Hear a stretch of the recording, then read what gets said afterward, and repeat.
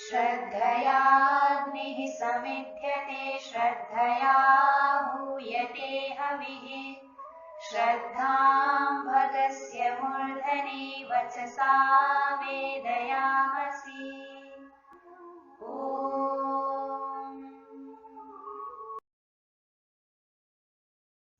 नमस्ते जी। ही संस्कृतम शिक्षामही में आप सभी का हार्दिक स्वागत है। आइए नई कक्षा आरंभ करने से पहले हम पिछली कक्षा की आवृत्ति कर लेते हैं। पिछली कक्षा में हमने देखा था कि तव्य प्रत्यय का प्रयोग किस अर्थ में किया जाता है और तव्य प्रत्ययांत क्रिया का वाक्य में प्रयोग करते समय कर्ता, कर्म और क्रिया में किस प्रकार परिवर्तन होता है, यह सब उदाहरण के द्वारा विस्तार से समझा था। आइए अब हम अपनी अगली कक्षा की ओर आगे बढ़ते हैं। पिछली कक्षा में हमने तव्य प्रत्ययांत क्रिया के विषय में जाना था और आपको अच्छी तरह से अब समझ में आ गया है कि तव्य प्रत्ययांत क्रिया के कर्ता में तृतीया विभक्ति, कर्म में प्रथमा विभक्ति और क्रिया कर्म के अनुसार चलती हैं। आप यह भी जानते हैं कि धातुएं दो प्रकार की हैं, सकर्मक धातुएं, अकर्मक धातुएं। सकर्मक धातु उनको कहते हैं जिन धातुओं से बनी हुई क्रिया के साथ कर्म का प्रयोग हो सकता है, और अकर्मक धातुएं उनको कहते हैं जिस धातु से बनी क्रिया के साथ कर्म का प्रयोग कभी भी नहीं होता। अब यह स्वाभाविक है कि पिछली कक्षा में हमने जो तव्य प्रत्ययांत क्रिया के लिए नियम देखा था वो सकर्मक धातुओं के विषय में था, क्योंकि उसमें हमने देखा था कि कर्म में प्रथमा विभक्ति का प्रयोग होता है, अर्थात तव्य प्रत्ययांत क्रिया के साथ कर्म का प्रयोग हो रहा है। और कर्म का प्रयोग क्योंकि हो रहा है इसलिए ये क्रियाएं सारी सकर्मक धातुओं से बनी क्रियाएं हैं। तो इसका अर्थ है कि सकर्मक धातुओं के साथ यदि तव्य प्रत्यय का प्रयोग हुआ हो तो कर्ता में तृतीया विभक्ति, कर्म में प्रथमा विभक्ति और क्रिया कर्म के अनुसार होगी। अब अकर्मक धातुओं के साथ तव्य प्रत्यय का प्रयोग हो तो व्यवस्था क्या है, आइए आज देखते हैं। इतना तो निश्चित है कि अब तव्य प्रत्यय का प्रयोग हम अकर्मक धातु से करने जा रहे हैं, अतः तव्य प्रत्ययांत क्रिया वाले वाक्य में कर्म का प्रयोग नहीं होगा क्योंकि धातु अकर्मक है। बच गए अब कर्ता और क्रिया। तो अब देखते हैं कि अकर्मक धातु के साथ तव्य प्रत्यय का प्रयोग होने पर कर्ता और क्रिया में क्या स्थिति रहती है। कर्ता में तृतीया विभक्ति का प्रयोग होता है और क्रिया हमेशा ही नपुंसकलिंग प्रथमा विभक्ति एक वचन में होती है। कर्ता चाहे स्त्रीलिंग में हो, पुल्लिंग में हो, नपुंसकलिंग में हो, चाहे एक वचन में हो, द्विवचन में हो, बहुवचन में हो, क्रिया हमेशा ही नपुंसकलिंग प्रथमा विभक्ति एक वचन में ही रहेगी। इस प्रकार दो बात का हमें ध्यान रखना है कि अकर्मक धातु से तव्य प्रत्यय का प्रयोग होने पर कर्म का प्रयोग नहीं होता है और तव्य प्रत्ययांत क्रिया नित्य ही नपुंसकलिंग प्रथमा विभक्ति एक वचन में होती है। उदाहरण से समझते हैं। वाक्य है आज पाठ होना चाहिए। पहले विधिलिंग का प्रयोग करके वाक्य बनाते हैं अद्य पाठः भवेत्। इस वाक्य में आप देखें भू धातु का प्रयोग हुआ है। भू धातु अकर्मक है, इसके साथ कभी भी कर्म का प्रयोग नहीं होता है। अब इसी वाक्य का अनुवाद तव्य प्रत्ययांत क्रिया का प्रयोग करके करेंगे। होना चाहिए, इसके अनुवाद के लिए हमें भू धातु के साथ तव्य प्रत्यय का प्रयोग करना है। रूप बनेगा भवितव्य। क्या होना चाहिए? पाठ होना चाहिए। पाठ कर्ता कारक है। पाठ के लिए संस्कृत में पाठ अकारांत पुल्लिंग प्रातिपदिक का प्रयोग होता है। अकर्मक धातु से बनी हुई तव्य प्रत्ययांत क्रिया के कर्ता में तृतीय विभक्ति का प्रयोग होता है और पाठ एक होने से एक वचन का प्रयोग करेंगे। पाठ अकारांत पुल्लिंग तृतीय विभक्ति एक वचन में रूप बनेगा पाठेन। आज के लिए अद्य अव्यय का प्रयोग किया जाएगा।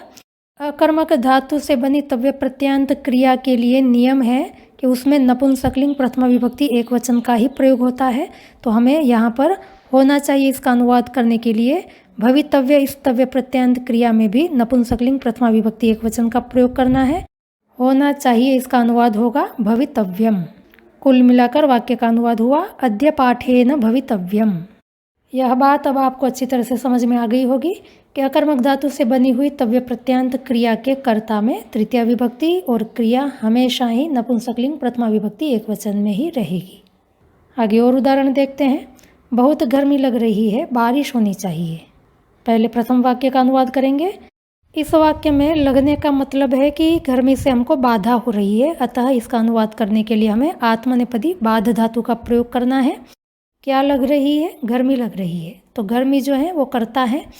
अन्य विभाग का कर्ता होने से हमें बाध धातु प्रथम पुरुष एकवचन का प्रयोग करना है। गर्मी को संस्कृत में उष्णता कहते हैं, आकारांत स्त्रीलिंग प्रातिपदिक है। बहुत, यह क्रिया विशेषण है। लग रही है, कितनी, बहुत लग रही है, तो क्रिया की विशेषता को बता रहा है, इसलिए क्रिया विशेषण है। और क्रिया विशेषण में नपुंसकलिंग द्वितीय विभक्ति एकवचन का प्रयोग होता है। बहुत का अनुवाद करने के लिए प्रातिपदिक है बहु, इसमें नपुंसकलिंग द्वितीय विभक्ति एकवचन में रूप बनेगा बहु, मधु के समान रूप चलेंगे, तो वाक्य का अनुवाद होगा बहु उष्णता बाधते। बहु उष्णता, यहाँ पर सवर्ण दीर्घ संधि करेंगे तो वाक्य बन जाएगा बहु उष्णता बाधते। आगे वाक्य है बारिश होनी चाहिए। पहले विधिलिंग का प्रयोग करके अनुवाद करेंगे। बारिश को वृष्टि कहते हैं, इकारांत स्त्रीलिंग प्रातिपदिक है, मति के अनुसार रूप चलेंगे, अतः वाक्य का अनुवाद होगा वृष्टि ही भवेत। अब बारिश होनी चाहिए, इसका अनुवाद हम तव्य प्रत्ययांत क्रिया का प्रयोग करके करेंगे। यहाँ पर भी भू धातु है, अकर्मक है, और बारिश उसका कर्ता है। कर्ता में तृतीय विभक्ति का प्रयोग होगा, अतः हमें वृष्टि स्त्रीलिंग तृतीय विभक्ति एकवचन का प्रयोग करके अनुवाद करना होगा वृष्टिया। अकर्मक भू धातु से निष्पन्न तव्य प्रत्ययांत क्रिया भवितव्य नित्य ही नपुंसकलिंग प्रथमा विभक्ति एकवचन में होगी, अतः अनुवाद होगा भवितव्यम। दोनों वाक्यों का अनुवाद होगा बहु उष्णता बाधते वृष्टिया भवितव्यम। यहाँ पर देखें कर्ता स्त्रीलिंग में है, किंतु क्रिया में नपुंसकलिंग का ही प्रयोग हुआ है। एक और वाक्य देखते हैं। खूब हवा चल रही है, पत्ते गिरने चाहिए। पहले खूब हवा चल रही है, इस वाक्य का अनुवाद करेंगे। हवा के चलने के लिए वा धातु का प्रयोग होता है, वाति वाता वांति, आपको रूप अच्छी तरह से याद ही है। और कर्ता यहाँ पर हवा है, हवा को संस्कृत में वायु कहते हैं। अन्य विभाग का कर्ता होने से हमें वा धातु लट्लकार प्रथम पुरुष एकवचन का प्रयोग करना है। हवा को संस्कृत में वायु कहते हैं, उकारांत पुल्लिंग प्रातिपदिक है। और खूब, यह क्रिया विशेषण है। कैसी चल रही है, खूब चल रही है, तो क्रिया की विशेषता बता रहा है, अतः यह क्रिया विशेषण है। और क्रिया विशेषण में नपुंसकलिंग द्वितीय विभक्ति एकवचन का प्रयोग करना है। खूब के लिए संस्कृत में भृश प्रातिपदिक का भी प्रयोग होता है, हम भृश प्रातिपदिक का प्रयोग करेंगे, तो वाक्य का अनुवाद होगा भृशम वायु वाति। दूसरा वाक्य है पत्ते गिरने चाहिए। पहले विधिलिंग का प्रयोग करेंगे, गिरने के लिए पत धातु का प्रयोग करेंगे। पत्ते कर्ता हैं, संख्या में बहुत है, तो वाक्य का अनुवाद होगा पत्राणि पतेयुः। अब पत्ते गिरने चाहिए, इस वाक्य का अनुवाद हम तव्य प्रत्ययांत क्रिया का प्रयोग करके करेंगे। गिरने के लिए पत धातु का प्रयोग करेंगे, पत धातु भी अकर्मक है। पत धातु की तव्य प्रत्ययांत क्रिया है पतितव्य। अकर्मक धातु से निष्पन्न तव्य प्रत्ययांत क्रिया नित्य ही नपुंसकलिंग प्रथमा विभक्ति एकवचन में होंगी। यहाँ पर भी हम नपुंसकलिंग प्रथमा विभक्ति एकवचन का प्रयोग करेंगे, तो पतितव्य नपुंसकलिंग प्रथमा विभक्ति एकवचन में रूप बनेगा पतितव्यम। पत्ते गिरने की क्रिया के कर्ता हैं, कर्ता होने से यहाँ पर तृतीय विभक्ति का प्रयोग होगा, तो पत्र अकारांत नपुंसकलिंग प्रातिपदिक तृतीय विभक्ति बहुवचन में रूप बनेगा पत्रैहि। दोनों वाक्यों का मिलाकर के अनुवाद होगा भृशम वायु वाति पत्रैहि पतितव्यम।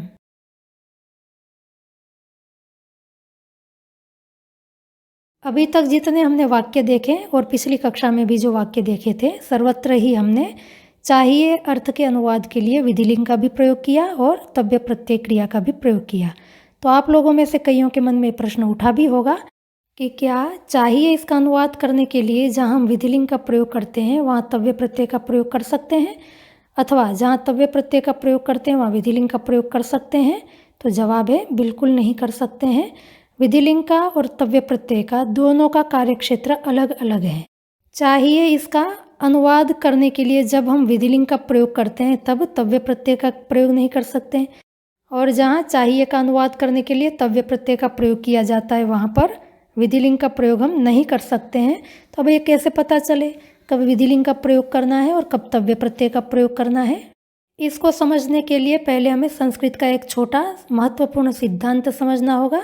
यद्यपि छोटा है पर बहुत ही महत्वपूर्ण है और संस्कृत पढ़ने वालों को इसकी जानकारी होना आवश्यक है। तो आइए देखते हैं वो सिद्धांत क्या है। संस्कृत में 3 प्रकार के वाक्य होते हैं, कर्तृवाच्य, कर्मवाच्य और भाववाच्य। कर्तृवाच्य को इंग्लिश में एक्टिव वॉइस कहते हैं और कर्मवाच्य को पैसिव वॉइस कहते हैं। भाववाच्य के लिए इंग्लिश में क्या व्यवस्था है वो मुझे पता नहीं है, पर संस्कृत में वाक्य 3 प्रकार के होते हैं और अपनी प्रांतीय भाषाओं में भी, हिंदी गुजराती में भी वाक्य 3 प्रकार के मिल जाते हैं, कर्तृवाच्य में, कर्मवाच्य में और भाववाच्य में। कर्तृवाच्य के वाक्य में दोनों प्रकार की धातुओं का प्रयोग होता है। सकर्मक धातुएं भी हो सकती हैं, अकर्मक धातु भी, किंतु कर्मवाच्य के वाक्य में केवल सकर्मक धातु का ही प्रयोग होता है और भाववाच्य के वाक्य में केवल अकर्मक धातु का ही प्रयोग होता है। तो तीनों वाच्यों में ये पहला भेद है।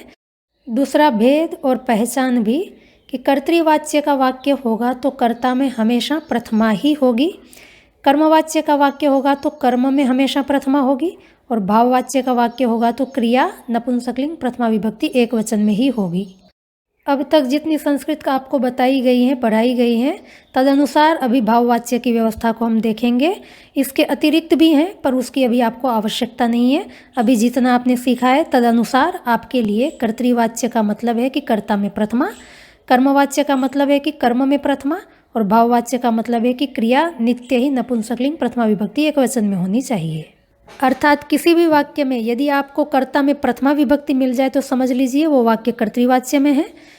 यदि कर्म में प्रथमा विभक्ति का प्रयोग मिल रहा है तो समझ लीजिए कि वो वाक्य कर्मवाच्य का है, और वाक्य में यदि कर्म का प्रयोग नहीं हुआ है और क्रिया नपुंसकलिंग प्रथमा विभक्ति एक वचन में है तो समझ लीजिए कि वो वाक्य भाववाच्य का है।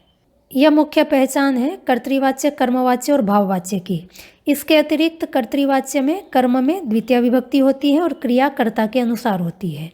कर्मवाच्य में कर्ता में तृतीय विभक्ति होगी और क्रिया कर्म के अनुसार होगी, और भाववाच्य में कर्ता में तृतीय विभक्ति होगी, और क्योंकि भाववाच्य में अकर्मक धातु का ही प्रयोग होता है अतः कर्म कारक नहीं मिलेगा, और क्रिया में नित्य ही नपुंसकलिंग प्रथमा विभक्ति एक वचन होगा।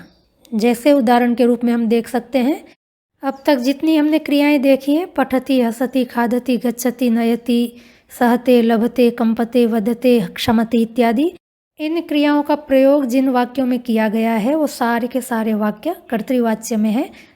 कैसे पता चला? क्योंकि सभी वाक्यों में आप देखेंगे कर्ता में प्रथमा है, कर्म में द्वितीय है और क्रिया कर्ता के अनुसार चली है। जैसे रामः पाठम पठति, तो यहाँ पर रामः कर्ता में प्रथमा है, पाठम कर्म में द्वितीय है और पठति क्रिया जो है वो कर्ता के अनुसार है। और अब तक तव्य प्रत्ययान्त सहित हमने 6 प्रत्यय देखे हैं। उन 6 प्रत्ययों में से तवतु प्रत्यय भी कर्तृवाच्य में प्रयोग किया जाता है। तवतु प्रत्यय के प्रयोग में भी आप देखें नियम है कि कर्ता में प्रथमा, कर्म में द्वितीय और क्रिया कर्ता के अनुसार। जैसे रामः पाठम पठितवान, तो यहाँ पर रामः कर्ता है, प्रथमा विभक्ति का प्रयोग हुआ है, पाठ कर्म है, द्वितीय विभक्ति का प्रयोग हुआ है, और पठितवान ये जो क्रिया है वो कर्ता के अनुसार है। इससे पता चलता है कि तवतु प्रत्यय का प्रयोग भी कर्तृवाच्य में ही किया जाता है। सकर्मक धातु के साथ तव्य प्रत्यय के प्रयोग वाले सभी वाक्य कर्मवाच्य में हैं, क्योंकि इन सभी वाक्यों में कर्ता में तृतीया, कर्म में प्रथमा और क्रिया कर्म के अनुसार है।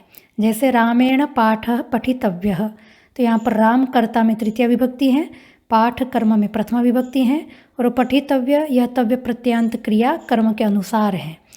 और अकर्मक धातु से तव्य प्रत्ययान्त क्रिया वाले सभी वाक्य भाववाच्य में हैं, क्योंकि उन सभी वाक्यों में कर्ता में तृतीया है, कर्म उसमें है नहीं, और क्रिया नपुंसकलिंग प्रथमा विभक्ति एक वचन में है, जिनको अभी हमने देखा। जैसे रामेण हसितव्यम, यहाँ राम कर्ता है और तृतीय विभक्ति का प्रयोग हुआ है, और हसितव्यम इस तव्य प्रत्ययान्त क्रिया में नपुंसकलिंग प्रथमा विभक्ति एक वचन का प्रयोग हुआ है। इस प्रकार अब आपको स्पष्ट हो गया होगा कि कर्तृवाच्य, कर्मवाच्य, भाववाच्य में क्या भेद है और कैसे हम पता करें कि यह वाक्य कर्तृवाच्य का है कि कर्मवाच्य का है कि भाववाच्य का है।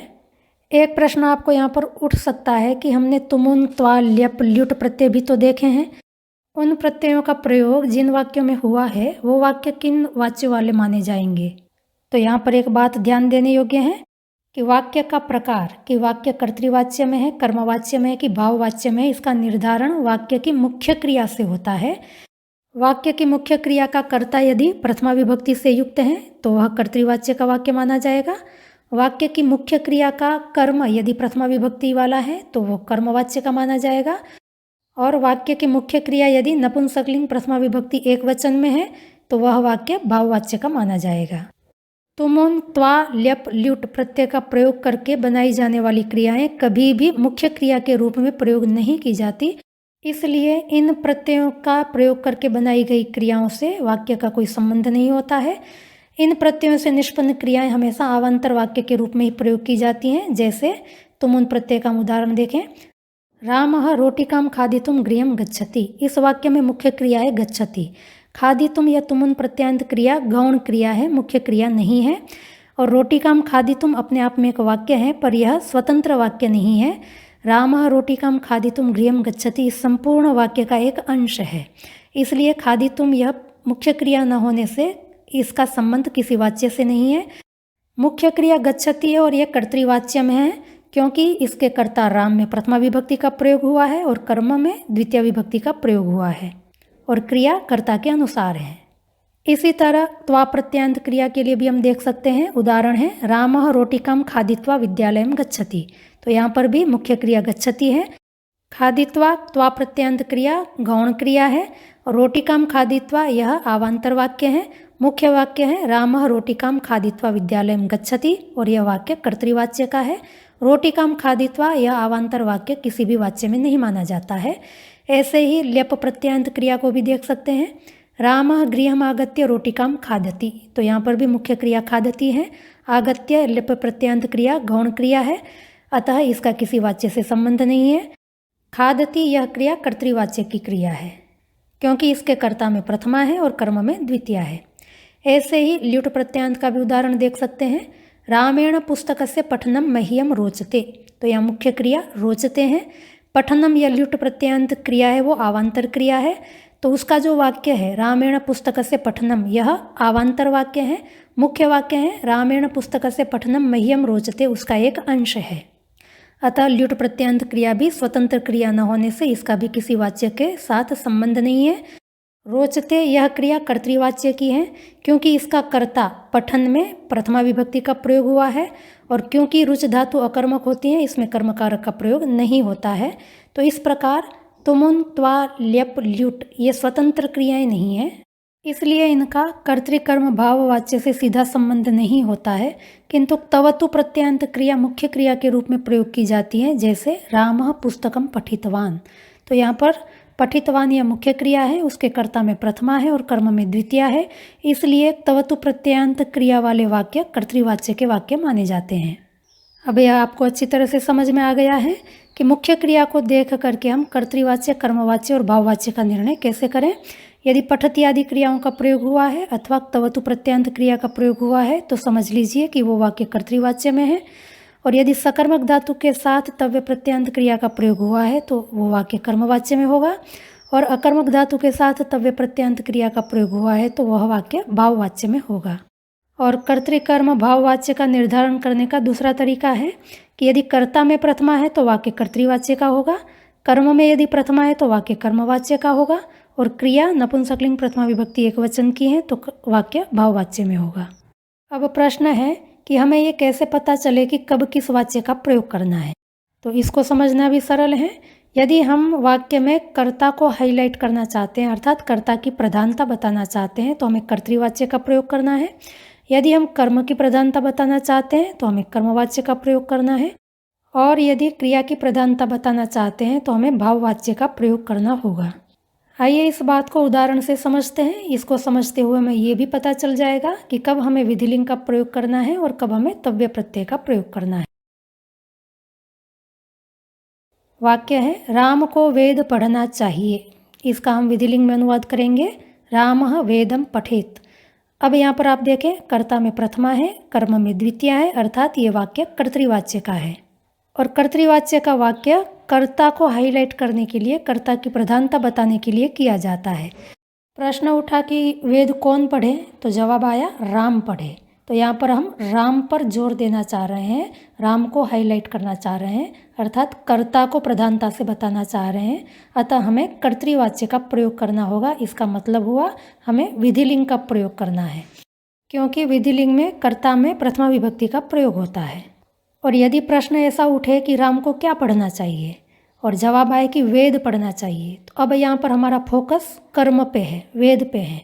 हम कर्म को प्रधानता से बताना चाह रहे हैं, तो अब हमें कर्मवाच्य का प्रयोग करना है, अर्थात तव्य प्रत्यांत क्रिया का प्रयोग करना है। तब वाक्य का अनुवाद होगा रामेण वेदः पठितव्यः।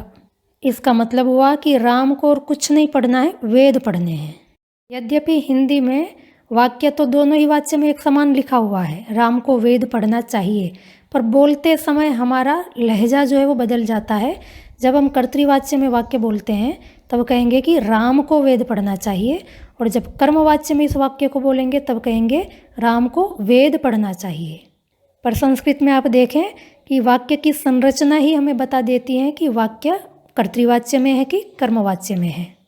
इस प्रकार आपको यह स्पष्ट हो गया होगा कि यद्यपि विधिलिंग और तव्य प्रत्यय दोनों ही चाहिए अर्थ का अनुवाद करने के लिए प्रयोग किए जाते हैं, पर यदि हम कर्ता को प्रधानता से बताना चाहते हैं तो हमें विधिलिंग का प्रयोग करना होगा, और यदि हम कर्म को प्रधानता से बताना चाहेंगे तब हमें तव्य प्रत्ययंत क्रिया का प्रयोग करना होगा। वैसे हिंदी भाषा में भी यदि हम शुद्ध कर्मवाच्य में वाक्य को लिखना चाहें तो इस प्रकार लिखेंगे, राम के द्वारा वेद पढ़ा जाना चाहिए। ये जो वाक्य है वो कर्मवाच्य का वाक्य है। इस प्रकार भाषा में भी कर्तृवाच्य और कर्मवाच्य के स्वरूप में अंतर है, किंतु व्यवहार में हम कर्तृवाच्य वाला वाक्य कर्मवाच्य में प्रयोग कर देते हैं। पर यह बात ध्यान रखेंगे, टोन में जरूर अंतर होगा कर्तृवाच्य के वाक्य में और कर्मवाच्य के वाक्य में। साथ में भाववाच्य को भी देख लेते हैं। जब इसी वाक्य को हम क्रिया की प्रधानता बताने के लिए प्रयोग करेंगे तो वाक्य होगा राम को पढ़ना चाहिए। इस वाक्य के द्वारा हम बता रहे हैं कि अभी राम को और कुछ नहीं करना है, पढ़ना है, अर्थात हमारा जोर क्रिया के ऊपर है। तो अब क्रिया में नपुंसकलिंग प्रथमा विभक्ति एक वचन का ही प्रयोग होगा, अर्थात इस वाक्य का अनुवाद होगा रामेण पठितव्यम। आप देखें कि हमने देखा था कि भाववाच्य में अकर्मक धातु के साथ तव्य प्रत्यंत क्रिया का प्रयोग होता है और क्रिया में नपुंसकलिंग प्रथमा विभक्ति एक वचन होता है, किंतु सकर्मक धातु का प्रयोग होने पर भी यदि क्रिया की प्रधानता बताई जा रही है तो सकर्मक धातु की तव्य प्रत्यंत क्रिया में भी नपुंसकलिंग प्रथमा विभक्ति एक वचन का ही प्रयोग होगा, अर्थात तब यह सकर्मक धातु तव्य प्रत्यंत वाला वाक्य भी भाववाच्य का ही माना जाएगा। इसलिए भाववाच्य की मुख्य पहचान तो यही है कि इसमें क्रिया की प्रधानता बताई जाती है और क्रिया नपुंसकलिंग प्रथमा विभक्ति एक वचन में होती हैं। वो अकर्मक धातुओं से इसलिए बताया जाता है कि प्रायः करके भाववाच्य में अकर्मक धातुओं का प्रयोग होता है, किंतु यदि सकर्मक धातु भी क्रिया की प्रधानता बताने के लिए प्रयोग की गई है तो वह भी भाववाच्य की ही मानी जाएगी और उसकी क्रिया के अनुवाद में हमें नपुंसकलिंग प्रथमा विभक्ति एक वचन का ही प्रयोग करना होगा। और एक वाक्य देख लेते हैं, सबको फल खाने चाहिए। यदि हम कर्तृवाच्य में अनुवाद करना चाहेंगे तो विधिलिंग का प्रयोग करेंगे, अनुवाद होगा सर्वे फलानि खादेयुः। यदि हम कर्मवाच्य में अनुवाद करना चाहते हैं तब इसी वाक्य का अनुवाद होगा सर्वैः फलानि खादितव्यानि। और यदि हम क्रिया की प्रधानता बताना चाहते हैं तब वाक्य होगा सबको कुछ खाना चाहिए, अर्थात सर्वैः किंचित खादितव्यम। तो आप यहाँ देखें खाद धातु सकर्मक है पर उसका अनुवाद करने के लिए हमने नपुंसकलिंग प्रथमा विभक्ति एक वचन का प्रयोग किया है। एक अकर्मक धातु का भी उदाहरण देख लेते हैं, राम को खेलना चाहिए। यदि कर्ता की प्रधानता बताना चाहेंगे तो विधिलिंग में अनुवाद करेंगे रामः क्रीडेत, और यदि हम क्रिया की प्रधानता बताना चाहेंगे तब वाक्य का अनुवाद होगा रामेण क्रीडितव्यम। क्रिया में नपुंसकलिंग प्रथमा विभक्ति एक वचन का प्रयोग हुआ है। आशा करती हूँ अब आपको अच्छी तरह से समझ में आ गया होगा कि कब हमें विधिलिंग का प्रयोग करना है और कब हमें तव्य प्रत्यंत क्रिया का प्रयोग करना है, और तीनों वाच्यों में आपस में क्या भेद है, तीनों वाच्यों में वाक्य का स्वरूप कैसा होगा और कब किसका प्रयोग करना है, यह सब आप अच्छी तरह से समझ गए होंगे। आज का पाठ यहीं तक रखते हैं। यदि आपको समझने में कहीं कोई कठिनाई आई हो तो आप हमें अवश्य पूछें, आपकी समस्याओं का समाधान करने का हम अवश्य प्रयास करेंगे।